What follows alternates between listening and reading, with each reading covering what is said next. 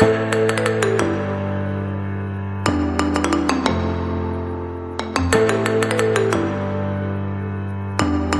don't generally use our anchors very often, but we have them prepared anytime that we're coming in and out of a port. Right? This ship is not very good for tendering operations. We usually come alongside at the pier, but we do have them in case. So what do we use an anchor for? Besides getting tattoos? What? You guys know? It's like a hook in the ground. Alright, so it's got a big heavy thing, stays on the ground, and then the length of the chain, the actual weight of the chain is mostly what's going to keep us from moving around. Alright? Now it all depends on what kind of soil is underneath the water as well. Alright? So we take them out every 5 years is when we go into dry dock.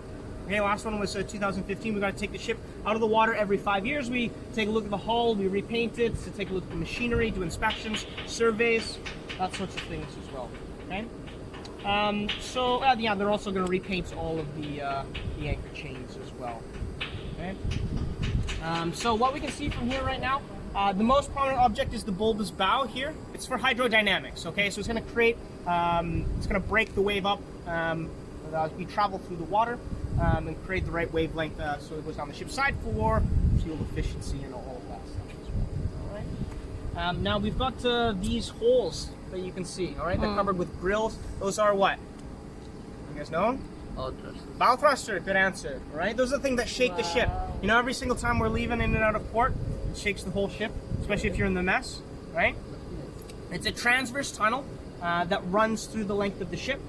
And it has a propeller, basically a propeller on the inside, and it rotates. It actually rotates at a constant speed when we turn them on. You can turn them on, they have a nice humming noise. We can hear them from the mess in the training rooms as well. And then to create thrust in one direction, to push the bow from one direction to the other, we actually change the angle of the blade.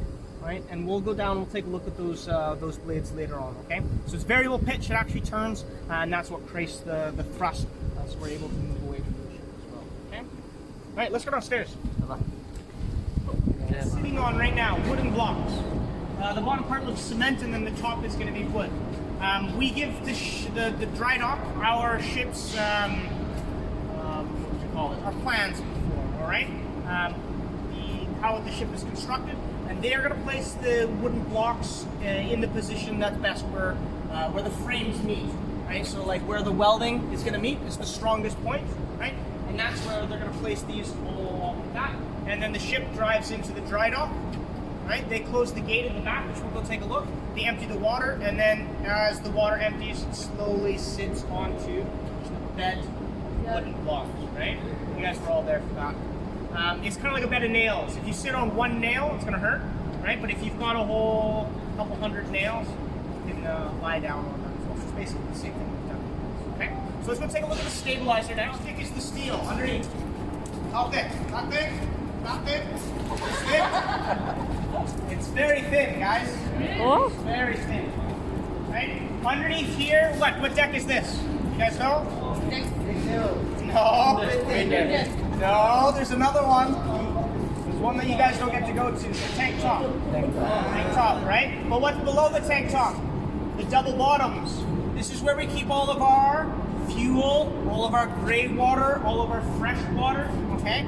The tank top, or the double bottoms, it's like double skin, okay? So 2 layers of steel, okay? So if we puncture it, we're not gonna sink, right? And it's only about this big, okay? So inside there's a little compartment, and if we need to go inside, we need to walk like this, and there's sludge and mud and all sorts of good stuff everywhere inside there as well, okay?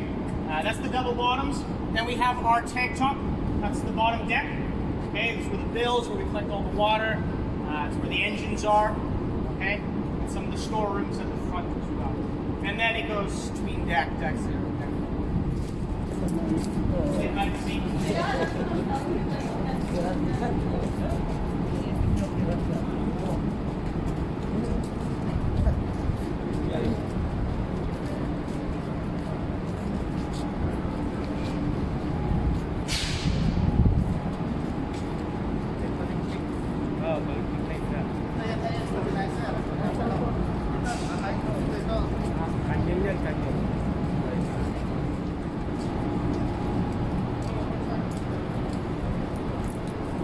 Where we get our water sea. Suck the water in from the sea, and what do we do with it? We desalinate it. We turn it into fresh drinking water. All right, so all the water that comes out of your taps, all the water that comes from your toilet, comes from these ones right there, Azipod. We take the excess heat from the engines that we have, we'll put that into evaporators, and then we convert it into fresh water evaporators, or reverse osmosis. Right?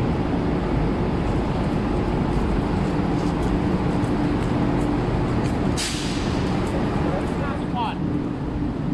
It's a propeller, but it can rotate 360 degrees. A conventional propeller would come out of a shaft from the engine room, and it would just turn like this, all right? And that propels the ship forward.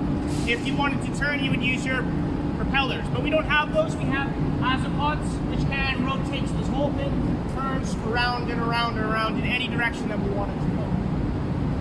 Okay, once again, we have the 3 Azipods for propulsion.